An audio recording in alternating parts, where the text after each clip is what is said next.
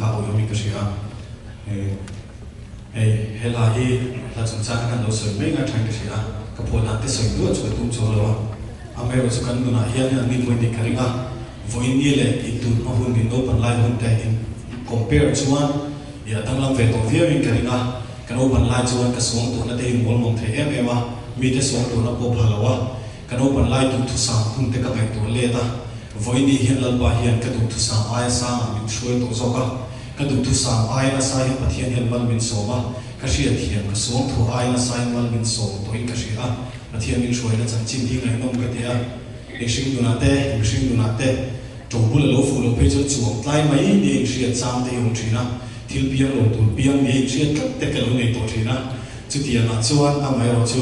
chu tia ang chuak tlai ni ria tan po chuan lal ro pui ka ni a fam tu chuan kan lu chia ka ngai to khan chu tia tak lu chu mo ka lo ni a ti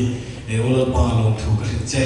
tin pathian fa la e aron piang ni a lal pa fa na le min shroi na fa ngal pa ni na lo tu soi na la ni